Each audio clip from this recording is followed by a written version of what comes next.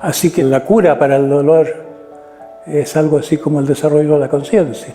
Es algo así como estar despierto a lo que ocurre, estar con los ojos abiertos en el mundo, hacia afuera y hacia adentro.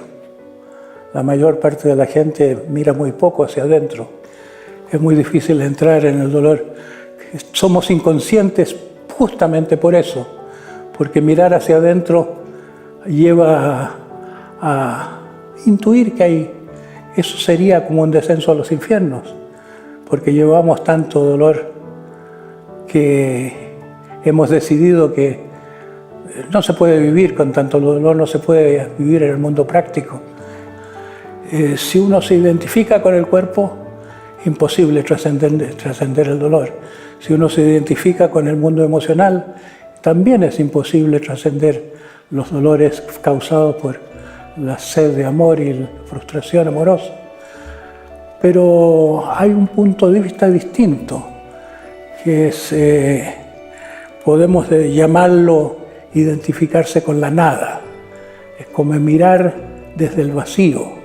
Lo que uno es no es el mundo intelectual, que los pensamientos van y vienen, como las sensaciones van y vienen, que si no es el mundo intelectual ni el físico, tampoco el emocional, por muy convincente que uno sienta, yo soy esta rabia, yo soy este dolor. Dicen los que han llegado bien a eso y que conocen el camino, dicen que el desapego se basa en que realmente uno no es eso, que estamos equivocados al identificarnos con el contenido de la mente, que nosotros somos el contenedor de la mente. Somos algo así como el contexto o el espacio en que todas esas percepciones se dan.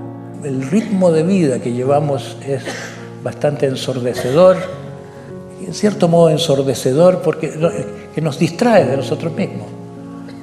Yo estoy convencido que estamos en esta vida para crecer y para fructificar, para dar fruto, no solo para comernos todo lo que se nos antoja, todo lo que encontramos en nuestro camino, pero para desarrollarnos.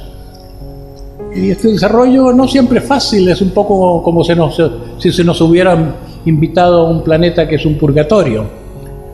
Tenemos que aprender cosas que duelen. Se nos mandó un mundo difícil.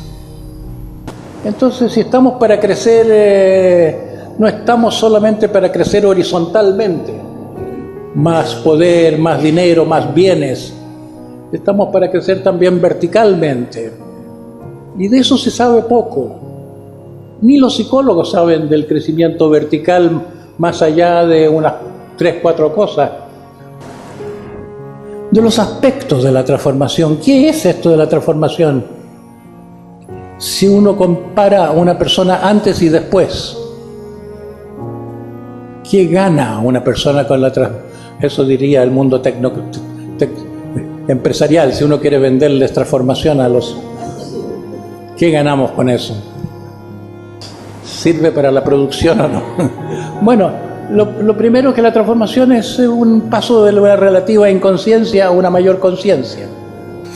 En la salud mental una persona es feliz porque está queriendo algo o alguien o algo, está dando amor, o más de una clase de amor en realidad, está funcionando amorosamente y eso se vive como si lo que se necesitara es recibir amor. Las orugas comen mucho, son muy voraces. La mayor parte de las personas, porque les faltó amor en la infancia, se quedan pegadas en lo que se llama oralidad en el psicoanálisis. Somos como unos caníbales enmascarados que decimos para mí, para mí, para mí, para mí. Entonces hay la búsqueda del amor se transforma en una pasión que absorbe tanto que no se puede hacer otra cosa, no se puede amar cuando se está buscando tanto amor. ¿Quiénes somos? Depende del lenguaje que uno habla. Hay un libro de Alan Watts que a mí me gustó mucho cuando apareció, El arte de ser Dios, más o menos se llamaba The Art of Godmanship. Y decía, si una persona en nuestro medio dice soy Dios, se lo mete en un manicomio, pero si alguien en la India dice soy Dios, hay una cultura al respecto tal que la gente le dice, felicitaciones, por fin te diste cuenta. Cuando en el budismo se habla del no yo, eso quiere decir que los seres separadamente no tienen un ser. El ser radica en el todo. Todo está unido a todo lo demás. Yo soy parte de la tierra, yo soy parte del agua, yo soy parte de cadenas causales que pasan a través de mí, y cada uno de nosotros somos como momentos y así como momentos en que las nubes toman ciertas formas. No, ya no soy el buscador sediento que estaba haciendo esfuerzos por crecer más rápido. Llegó un momento en que mis esfuerzos de tantos años empezaron a dar fruto. En el budismo se habla de una fase de fruición del camino. Lo que llamamos el mundo está construido de las impresiones sensoriales y de las reacciones emocionales y de nuestros impulsos. Son los actos de la mente, y estos actos, los fenómenos mentales del pensar, sentir y querer, son como los reflejos de una superficie móvil del agua. Y porque estamos viviendo en esta superficie de la mente, de nuestros fenómenos mentales, no estamos viendo la mente misma. ¿Quién se ve la mente más allá de los fenómenos mentales? ¿Quién puede decir, tengo conciencia de mi conciencia? No conciencia de mis pensamientos, conciencia de mis fantasías, pensamientos de mis emociones, de mis deseos, de mis carencias. ¿Quién puede decir, tengo conciencia de mi ser? Bueno, eso es lo que buscaba Heidegger en el instante, el estar aquí, la conciencia del estar aquí. Los que se han asomado a eso, no filosóficamente, sino vivencialmente, se encuentran con que la conciencia del ser está más allá del pensamiento, y esa conciencia del ser, en cierto modo, está más allá del mundo. Está en un estado en que no hay sujeto ni objeto. Se lo puede llamar la conciencia indiferenciada. Es como nada. Es como una nada, pero una nada consciente, y una nada que es como estar de vacaciones del mundo. Es como que en lugar de salir al mundo se queda sin prestarle atención a nada en particular, pero que va cultivando una sensación de estar consigo mismo.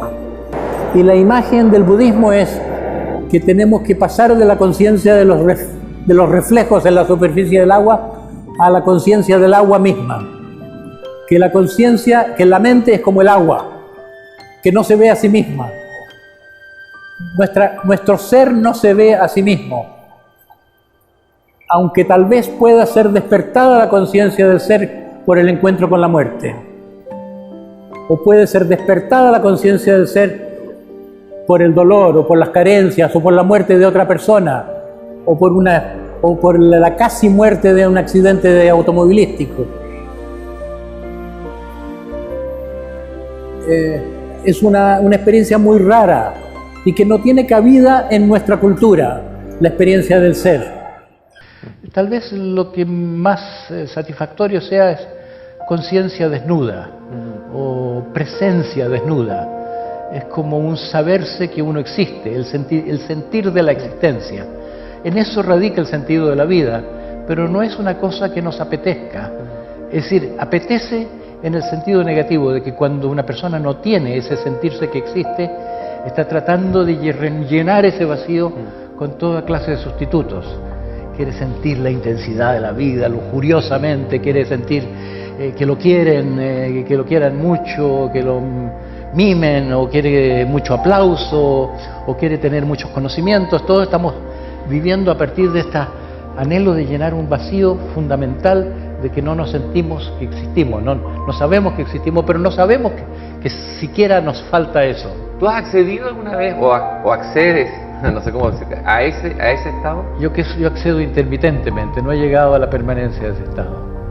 Cada vez nos tornamos más en esclavos de una fuerza de producción, de trabajo, que nos va esclavizando en cierto modo y deshumanizando. El olvido de nosotros mismos es al mismo tiempo el resultado y algo que permite que vaya empeorando la situación. Es como que perdemos el punto de referencia, que es el sentido del vivir. A mí me ha gustado mucho la imagen de que estamos viviendo en una habitación solamente de una casa que tiene muchas, dentro de nuestras mentes, que nos vamos transformando en seres tan racionales que incluso ese nombre que nos hemos puesto como especie de Homo sapiens sapiens parece traducir una cierta arrogancia que tenemos de ser inteligentes ante todo, como si la inteligencia que fuera lo que más cuenta en el mundo. Y la inteligencia que tenemos es más que nada una inteligencia práctica, tecnológica, que adora a la ciencia, pero hemos perdido la inteligencia que los antiguos llamaban sabiduría. Y es necesario tener una actitud de más aceptación del dolor. Un dolor que sirve. Hay dolor inútil en la vida, hay bastante dolor inútil, pero también hay un dolor útil, que es como un dolor del crecimiento. Yo muchas veces le he preguntado a grupos de personas qué es lo que más le ha servido en la vida, y las cosas dolorosas, las frustraciones, las pérdidas, la muerte de otros, generalmente son despertadores. No sé si es posible una transformación profunda, sí, transformación es la palabra, sin pasar por alguna pena, no solo la desencadenante, sino que los esfuerzos mismos, algún sacrificio. Y yo digo que para que eso no falle, para que pueda ser posible eso de ama al prójimo como a ti mismo, habría que aprender a amarse a sí mismo, porque la gente ignora que se odia a sí misma, se desprecia a sí misma, se tiraniza a sí misma. La gente tiene muy mala relación con sí misma y no lo sabe porque hay una peste de ignorancia que se manifiesta en una total ignorancia de eso que Sócrates predicaba como lo más importante de la vida, que es conocerse a sí mismo. Si uno no se conoce a sí mismo, no sabe lo que pasa por dentro y no hay necesidad de arreglar nada. Así que entre las competencias existenciales yo incluyo esos tres amores: el amor a uno mismo, el precepto cristiano, pero con el autoconocimiento y diversas formas del autoconocimiento, como saber lo que a uno le pasa momento a momento, poder estar en el aquí y ahora, o el autoconocimiento, que es armar el rompecabezas de la vida, entender la propia vida, entender las relaciones humanas, entender la propia personalidad. Y otras cosas también, como la libertad y el desapego, sin los cuales no hay sabiduría. La ciencia está muy sobrevalorada, diría hoy. Hay una especie de ilusión que la ciencia tiene todas las respuestas. Y tenemos dos hemisferios cerebrales, uno científico y otro humanista, uno racional, otro intuitivo. Y creo que es vivir a medias, creer a pies juntillas en todo lo que dice la ciencia, porque la ciencia ignora lo que no conoce. No se interesa en lo que se interesa esa parte de nosotros que llamamos intuición y que a veces se traduce en fe. Hay intereses creados en que la sociedad siga como es, y la educación es el principal recurso para que la gente esté dormida. La educación está diseñada para que la gente sea igualito a sus papás. Es decir, se dice que es para transmitir valores, pero es para transmitir pestes. Porque todo el mundo está enfermo, todo el mundo está descontento, todo el mundo es incompleto, todo el mundo está buscando si no se encuentra. Y la educación no ayuda a nada para eso, sino que más bien contribuye a que la gente le dé su vida a la tarea inútil de que le metan información en la cabeza en la era de la información, donde mejor sería ir al cine o ver Google. Aprender cosas intelectuales no es verdaderamente aprender. La gente debía aprender a vivir y aprender cosas que sirvan para vivir. Hay una especie de eficientismo en la educación que hace que no sea eficiente, porque se le quiere meter demasiada presión en los contenidos, dejando de lado lo humano. La gente no quiere aprender en esas condiciones. Los niños no llegan al fin de la escuela, incluso los que hoy entran a la universidad no llegan al fin de la universidad, porque hay un llamado a ser, un llamado a ser persona, o al llamado a algo más que aprender cosas. Y la universidad no merece llamarse universidad ya si no tiene un contenido de algo universal. Las escuelas profesionales se han transformado meramente en eso, en escuelas técnicas. Se enseña a hacer medicina, se enseña a hacer ingeniería, se enseña a hacer puentes, se enseña a hacer misiles, pero no se enseña a ser persona.